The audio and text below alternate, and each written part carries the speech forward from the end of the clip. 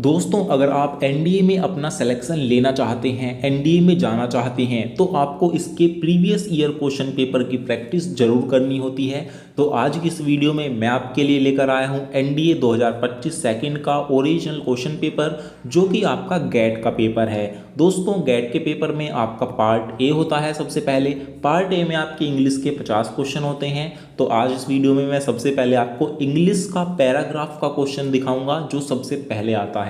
सबसे पहले आपको पैसेज ही पूछा जाता है, एक पूरा पैराग्राफ आपको दिया जाता है और उससे रिलेटेड आपके जो है यहाँ पर क्वेश्चंस बनते हैं। टोटल 5 क्वेश्चन यहाँ पर बनते हैं। तो आज मैं आपको बताऊंगा पैराग्राफ आपको कैसे करना होता है। तो दोस्तों, सबसे पहले पैराग्राफ जैसे ही आप देखते हो तो एग्जाम में सबसे पहले आपको क्या करना है, सबसे पहले आपको सबसे पहला क्वेश्चन रीड करना है। सबसे पहला क्वेश्चन है, why do 20th century advance not seems sustainable. यानी कि इसका जो है 20th सेंचुरी की बात की गई है, यानी कि 20वीं सेंचुरी की जो यहाँ पर मतलब प्रगति है, यानी कि विकास है, वो जो है टिकाऊ सस्टेनेबल नहीं लगता है। तो क्यों नहीं लगता है, वाई, किस वजह से नहीं लगता है। वे यहाँ पर 4 ऑप्शन दिए गए हैं। सबसे पहला है, they do not meet the human needs, यानी कि वे जो है ह्यूमन नीड्स को पूरा नहीं करती हैं। नंबर 2 है दोस्तों यहाँ पर, due the increase cost of agricultural productivity, यानी कि जो कृषि एग्रीकल्चर प्रोडक्टिव है, यानी कि कृषि उत्पादन है, उसकी जो लागत है, कॉस्ट है, वो बढ़ रही है इस वजह से। या फिर नंबर 3 है दोस्तों, because they are outdated for the current time, यानी कि करंट टाइम के लिए वे आउटडेटेड हो चुकी हैं। या फिर नंबर 4 है, दे आर यूजफुल, यानी कि वे यूजफुल तो हैं लेकिन इंटेंसिव नहीं है। तो इन चारों में से क्या हो सकता है। तो यहाँ पर हम दोस्तों सबसे पहले पढ़ेंगे पैराग्राफ और उसमें देखेंगे यहाँ पर 20th सेंचुरी की बात कहाँ की गई है। तो यहाँ पर दोस्तों, can agricultural productivity meet human needs in the long run, तो यहाँ पर क्वेश्चन पूछा गया है। उसके बाद दोस्तों, सिंस 20th सेंचुरी एडवांसेस, तो यहाँ पर 20th सेंचुरी की बात आ गई है। Given increasing cost do not seems sustainable, further increase in output will not be achieve easily, यानी कि दोस्तों यहाँ पर आपको जो है क्वेश्चन का आंसर आपको ढूंढना है। और यहाँ पर दोस्तों आपका जो आंसर है वो आपको मिल भी गया होगा। यहाँ पर लिखा हुआ है, since 20th century advances given increasing cost do not seem sustainable, यानी कि इंक्रीजिंग कॉस्ट, बढ़ती लागतों को देखते हुए यहाँ पर जो इसकी क्या है, ये टिकाऊ नहीं लगती इसकी प्रगति। दोस्तों यहाँ पर आपका जो आंसर है वो मिल चुका है। दोस्तों, why do not 20th century advances not seem sustainable, तो यहाँ पर क्या है, यहाँ पर है due to the increasing cost of agricultural production. तो बी आपका बिल्कुल सही हो जाएगा। तो इसी तरीके से दोस्तों आपको यहाँ पर इसके आंसर्स देने होते हैं। नंबर 1 क्वेश्चन हो गया। तो सबसे पहले आपको क्वेश्चंस पढ़ने होते हैं। क्वेश्चंस के बाद आपको देखना होता है कि वो क्वेश्चन कहाँ पर दिया हुआ है। नंबर 2 है, what push farmers into places unsuited for agriculture, यानी कि दोस्तों यहाँ पर किसानों की बात की गई है, फार्मर्स की बात की गई है कि किसानों को एग्रीकल्चर के लिए, कृषि के लिए कहाँ पर जाने के लिए, अनसुइटेड, यानी कि अनुपयुक्त जगहों पर जाने के लिए क्या चीज़ मजबूर करती है। तो वो कौन सी चीज़ है जो किसानों को अनुपयुक्त जगह पर जाने के लिए मजबूर करती है। तो यहाँ पर हम देखेंगे कहाँ पर किसानों की बात की गई है। तो global population growth while sowing since slowing down has pushed farmers and herders into areas unsuited to incentive agriculture। तो यहाँ पर दोस्तों आपको आंसर आपको इसका ढूंढना है, global population growth while slowing since of slowing down, यानी कि ग्लोबल पॉपुलेशन ग्रोथ स्लो हो चुकी है, स्लो होने का संकेत दे रही है।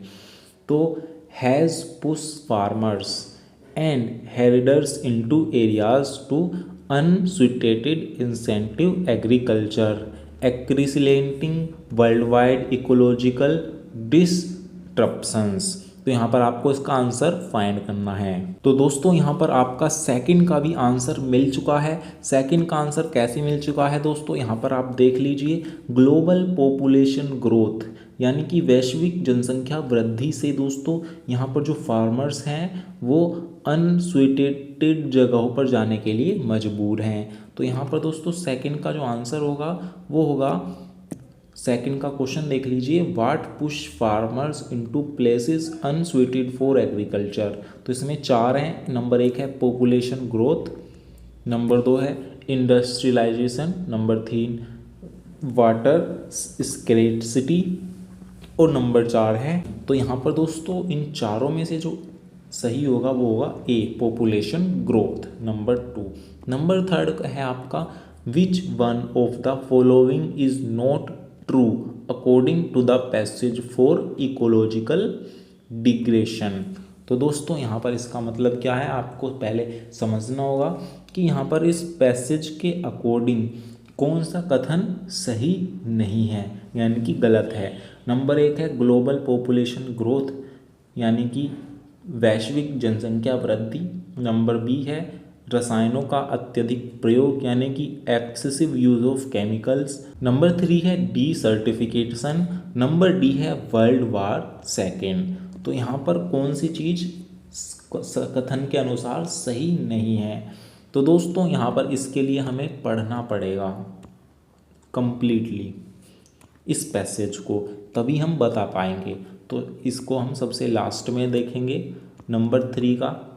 नंबर 4 है दोस्तों, यहाँ पर आप देख लीजिए, what is the conclusion of the author in the passage about the prospects of agriculture in the world. यानी कि दोस्तों यहाँ पर आपको चौथे क्वेश्चन को देखना है। चौथा क्वेश्चन है यानी कि वर्ल्ड में जो एग्रीकल्चर की संभावनाएं हैं उसके बारे में इस गद्यांश में लेखक का क्या निष्कर्ष है। तो यहाँ पर हमको इन चारों को पढ़ना है और इस पूरे पैसेज का जो निष्कर्ष है वो हमको फाइंड करना है। नंबर 5 है दोस्तों, विच one of the following words mean incursion. तो इनकर्जन का जो आंसर है वो हमको देना है दोस्तों। तो इनकर्जन का मैं आपको बता दूं, इनकर्जन का जो सही आंसर होता है वो होता है नंबर ए, इन्वेजन यानी कि आक्रमण। तो इनकर्जन का इन्वेजन ही मीनिंग इसका होता है। दोस्तों यहाँ पर थर्ड हम देख लेते हैं। थर्ड इसका मैं आंसर आपको बता देता हूँ दोस्तों। तो दोस्तों यहाँ पर इकोलॉजिकल डिजेनरेशन के लिए कौन सा कथन जो है वो, मतलब कौन सा कथन इसमें सही नहीं है। तो ग्लोबल पॉपुलेशन ग्रोथ ये तो है ही। Number B, excessive use of chemicals, इसकी वजह से भी यहाँ पर डिजेनरेशन होता है इकोलॉजिकल। नंबर सी है यहाँ पर डीसर्टिफिकेशन, इसकी वजह से भी हो रहा है। नंबर डी है वर्ल्ड वार 2। तो दोस्तों यहाँ पर वर्ल्ड वार 2 की वजह से इस तरीके का यहाँ पर नहीं इसमें पैराग्राफ में दिया हुआ, ये 3 वजह दी गई है, लेकिन वर्ल्ड वार 2 की वजह से ये हुआ है वो चीज़ नहीं दी गई है। तो दोस्तों यहाँ पर डी आपका सही हो जाएगा, वर्ल्ड वार सेकेंड। तो इस तरीके से दोस्तों आपको अपना जो पूरा यहाँ पर आपको क्या अटेंड करना है, पूरा पैराग्राफ आपको अटेंड करना होता है। तो अब फोर्थ पढ़ते हैं। यहाँ पर ऑथर का कौन सा कथन यहाँ पर सही आपको लगता है। The author is both hopeful and sceptical of the prospects of agriculture. Number B, the author is very hopeful of the prospect of agriculture. Number C, the author is sceptical of the prospect of agriculture. या number D, the author is neither hopeful nor sceptical of the prospect of agriculture. तो दोस्तों इसका जो सही और right answer हो जाएगा वो आपका सी हो जाएगा, the author is sceptical of the prospect of agriculture, यानी कि उसको संशय है एग्रीकल्चर फील्ड में संभावनाओं को लेकर।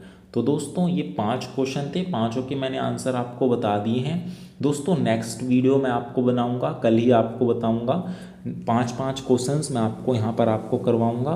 नेक्स्ट है दोस्तों, यहाँ पर आपको डायरेक्ट और इनडायरेक्ट स्पीच के यहाँ पर क्वेश्चंस दिए हुए हैं, तो डायरेक्ट और इनडायरेक्ट स्पीच के क्वेश्चंस यहाँ पर मैं कल आपको करवाने वाला हूँ। तो दोस्तों यहाँ पर 3 क्वेश्चन आपको दिए गए हैं डायरेक्ट और इनडायरेक्ट स्पीच के, तो ये कल मैं आपको कराने वाला हूँ। दोस्तों पैराग्राफ आपको पहले नहीं पढ़ना होता, पहले आपको क्वेश्चंस को पढ़ना होता है। तो दोस्तों ऐसी वीडियोस को देखने के लिए आप चैनल को सब्सक्राइब करें, वीडियो को लाइक और शेयर जरूर करें। तो फिर मिलेंगे एक नई जानकारी के साथ, तब तक के लिए जय हिंद जय भारत।